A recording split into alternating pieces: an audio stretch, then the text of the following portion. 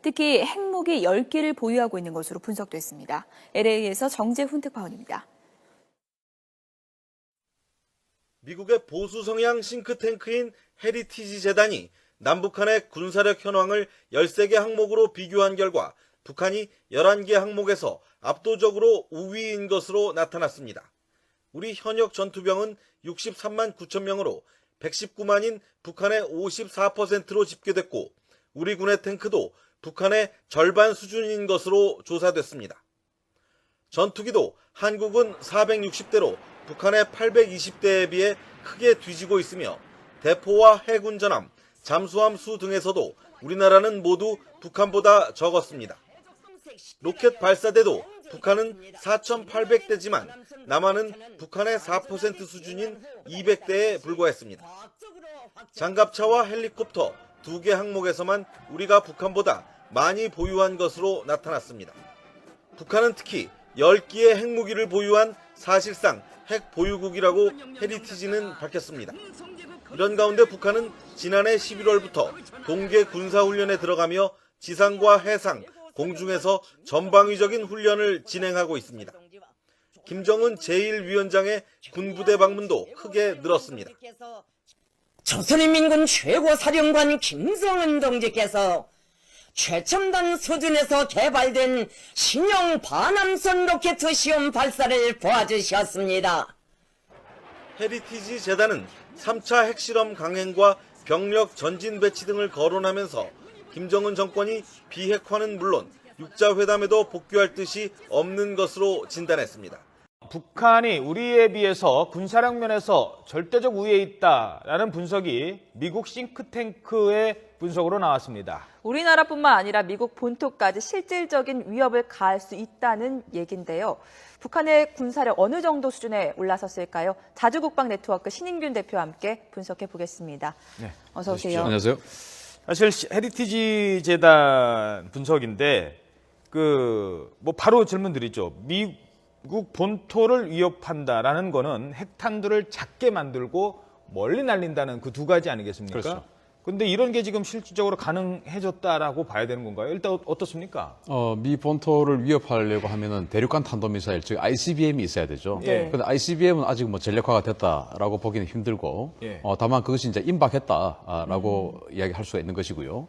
근데 이 내용들을 제가 전체적으로 이렇게 보니까 재래식 전력은 좀 과대평가를 한 것 같고, 핵 전력은 좀 과소평가를 한 것 같아요. 북한의 핵 지금 전력은. 이제 이를테면 그 정량적, 즉 몇 기냐 이런 거에 따라서 북한을 핵 보유국으로 인정해줘야 되는 어떤 그런 외교적인 입장이 있을 수 있지 않겠습니까? 예. 그럼 네. 미 정부의 입장과 반하는 것이죠. 그렇죠. 미 정부는 결코 핵 보유국 지위를 주지 않죠. 따라서 제가 봤을 때는 지금 북한의 실제적인 핵 전력보다는 좀 낮게 평가가 돼 있다. 아니, 그렇다면 지금 헤리티지 재단 보고서는 핵무기를 10기 정도 갖고 있다라고 네. 했는데 그거보다도 더 많을 가능성도 있다. 저는 어제 그 조엘 위트 박사가 이야기했던 예. 한 20개 정도 그것이 지금 현재 합리적인 판단이다라고 생각을 합니다. 왜냐하면 북한이 그동안 영변 핵시설을 계속 돌려가지고 플루토늄을 생산했지 않습니까? 네. 예. 그 플루토늄을 한 6기 정도의 핵폭탄을 만들 분량을 가지고 있다라는 예. 게 정설이었습니다. 근데 예. 뭐 핵실험 한두 번 했으니까 예. 사용을 좀 했다고 보고 한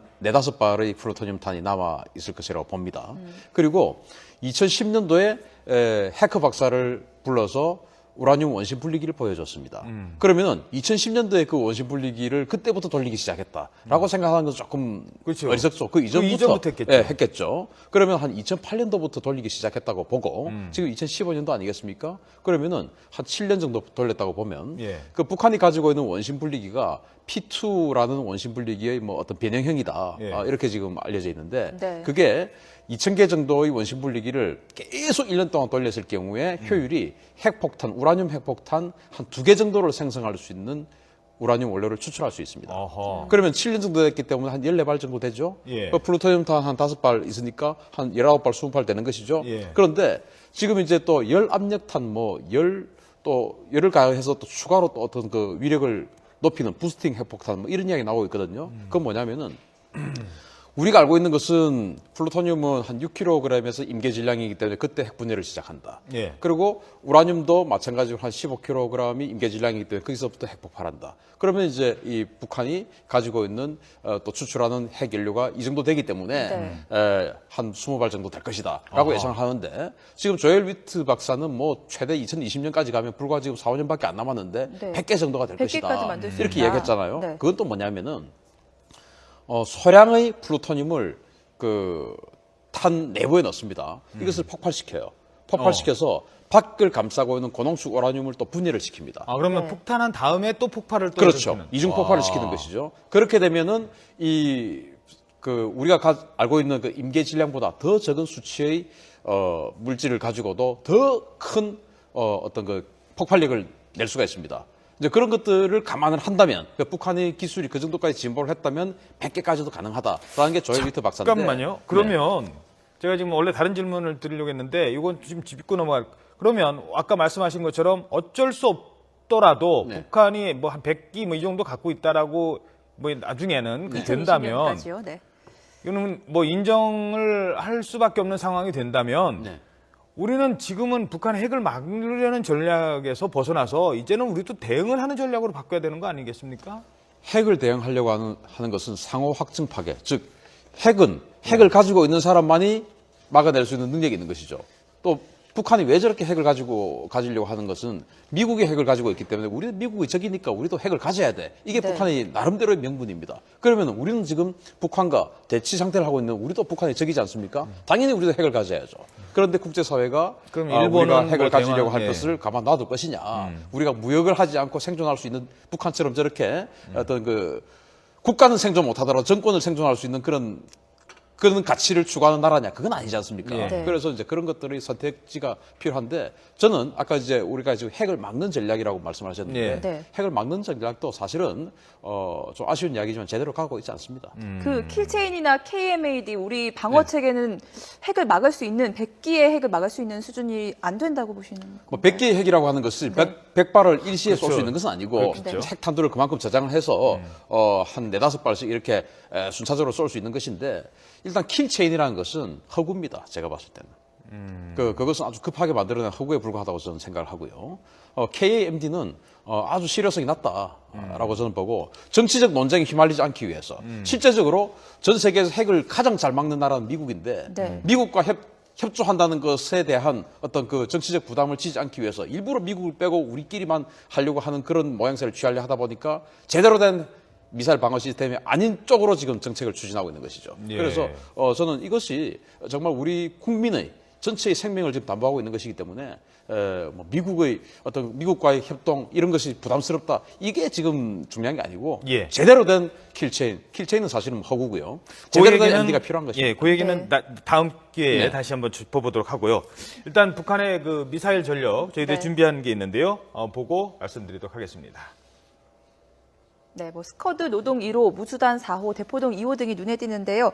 사거리가 어느 정도 되고 어느 정도의 위협이 되는지 좀 설명 부탁드리겠습니다. 스커드 미사일은 북한이 뭐 수백 발 가지고 있는 그런 미사일인데 한 800기 정도 가지고 있죠. 네. 이것은 ABC형에 따라서 한 300km에서 한 500km 또 개량형은 한 700km까지도 가는 게 있어요. 우리 예. 어디에까지가 사정권이 이제 있는 거죠? 700km 정도 되면은 북한에서 쐈을 때 우리 제주도까지 다 사정거리가 아. 되죠. 그런데 일본은 공격을 못 해요. 네. 그럼 스커드 미사일을 북한이 한 800발 가지고 있다는 것은 우리 영토 전체를 공격할 수 있는 탄도 미사일이 기본적으로 800발은 있다라는 것이고 노동 미사일이 이제 그다음 1,300km 가는데 이건 이제 일본까지 공격할 수 있습니다.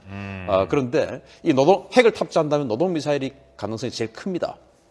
그래서 저 노동 미사일 한 200발 정도 있다라고 예상이 되고 예. 이번 그 헤리티지 재단 보면은 파키스탄보다 북한의 핵 능력이 더 뛰어나다라고 했지 않습니까? 네. 왜냐하면 파키스탄이 98년도에 핵 실험을 하고 2001년도에 핵 지휘 보유국 지위를 받았는데 그 3년의 텀이 뭐였냐면은 핵 미사일을 탑재하는 거였습니다.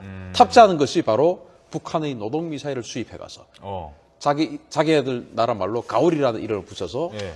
핵 미사일을 만들었습니다. 그런데 북한은 지금 핵 실험도 했고 이미 98년도에 파키스탄에 미사일을 노동 미사일 수출했는데. 한 발을 $1,000만 받고 수출할 정도의 미사일 기술이 안정화된 나라이기 때문에 이미 노동 미사일 단계까지 가 있다고 봐야 됩니다. 그래서 노동 미사일이 지금 200발이 있다라고 한 것은 그 200발 중에서 어딘가에는 핵탄두를 탑재를 해서 우리나라 전역을 공격할 수 있는 능력을 보유를 했다는 것입니다. 그 다음에 이제 무수단 미사일이라고 사무. 있는데 저게 사정거리가 한 2,500km 정도 되는데 괌 정도가 사정거리가 되죠. 그래서 이제 그거 미국이 굉장히 경계하는 그런 미사일이고 그 다음에 이제 대포동 미사일 계열인데 우리가 알고 있듯이 지난번에 은하 3호 로켓 발사했잖아요. 네. 한 번 실패하고 한 번 성공했죠. 그게 사정거리 한 10,000km 정도 된다고 예상이 되고 그다음에 이제 KN-08이라고 하는 거 예. 그거 뭐 10,000km 이상일 거라고 하는데 아직 예. 테스트를 안 해봤으니까 알 수가 없죠. 네, 이렇게 예. 비대칭 전력뿐만 아니라 재래식 전력도 북한 남과 북의 전력 차가 크다고 하는데 이번 헤리티지 보고서 내용 계속해서 재래식 전력도 좀 분석을 부탁드리겠습니다. 일단 현역병에서 지금 저희들이 분석을 한 것 중에 우리가 그나마 앞서는 거는 이제 크게 두 가지를 찾을 수 있었습니다. 장갑차 보유 능력과 네. 헬기. 아무튼 공군은 우리 쪽이 이제 앞선다고 볼 수 있으니까요. 근데 잠수함이라든가 이 뭐 병력에서 차이, 특히 로켓 발사대 이런 거는 다련장 로켓. 예, 이런 거는 잠수함도 상당히 차이가 근데 납니다. 이게 예. 저는 그 너무 정량적인 분석만 가지고 했다. 11대 2라고 지금 하지 않았습니까? 예. 11대 2라면 이건 뭐 상대가 안 되는 것이거든요. 그래서 너무 정량적인 분석이다. 정성적. 그 질을 따져야 질을 어떤 그 감회를 아주 적게 했다라고 저는 판단이 되고요. 이를테면 헬기가 우리가 600대고 북한이 300대다. 이건 큰 의미가 없습니다. 헬기는 제공권을 뺏기면은 헬기는 뜰 수가 없습니다. 이를테면 우리 헬기가 아무리 좋은 아파치라도 아파치 헬기 뭐 한 6천만 달러 하니까 엄청 좋은 거지 않습니까? 예. 그런데 만약에 우리가 북한 공군에게 제공권을 넘겨주면 북한의 아주 허접한 미그 21이 하늘로 날아다니고 있으면 아파치 6천만 달러짜리도 뜨지를 못합니다. 뜨는 순간 전투기에게 격추당하기 그렇죠. 때문에 따라서 북한의 헬기가 몇 대냐 이런 거는 다 나중의 일이고 제공권을 누가 잡냐.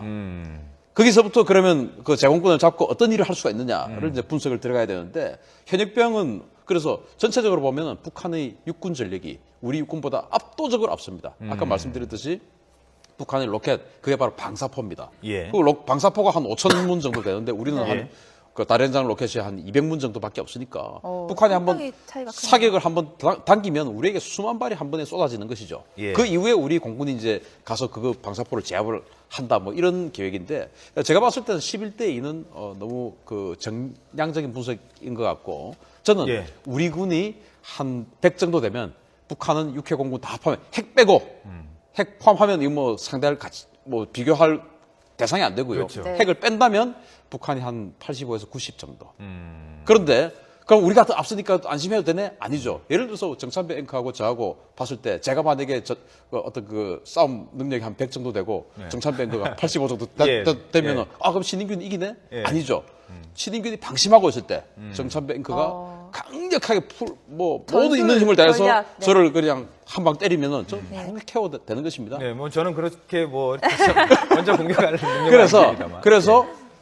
100대 85는 이거는 기습을 누가 하느냐에 따라서 승부가 좌우가 되는 것이기 때문에 큰 우리가 안심할 단계는 아니죠. 물론 뭐 그렇게 따지면 이제 명량도 신에게는 12척의 배로 다 뭐 막아냈으니까요. 네. 물론 사기와 질적인 게 중요합니다만 일단 양쪽으로 따져도 우리가 이제 저런 상황이라면 마지막으로 하나만 또 짚어주시기 바랍니다. 그러면 어떤 전략, 아까 뭐 킬체인 얘기나 이런 거는 이제 다음 기회에 좀 네네. 살펴보도록 하고요. 이 양적인 측면에서 봤을 때 어떻게 해야 될까요?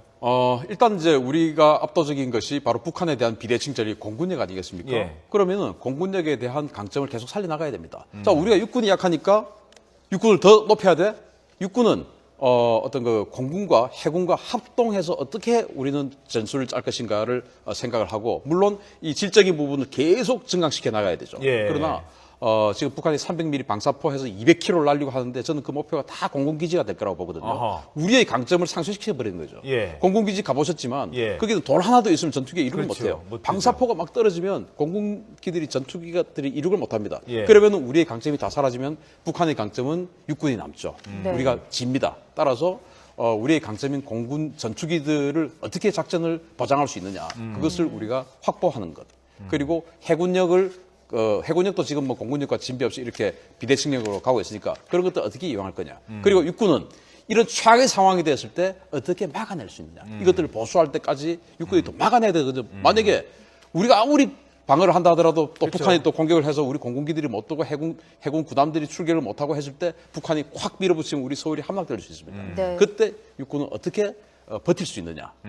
이게 관건이라고 봅니다. 알겠습니다. 네, 알겠습니다. 네, 지금까지 북한의 군사력 자주국방 네트워크 신인균 대표와 얘기 나눠봤습니다. 오늘 수고하셨습니다. 고맙습니다. 감사합니다.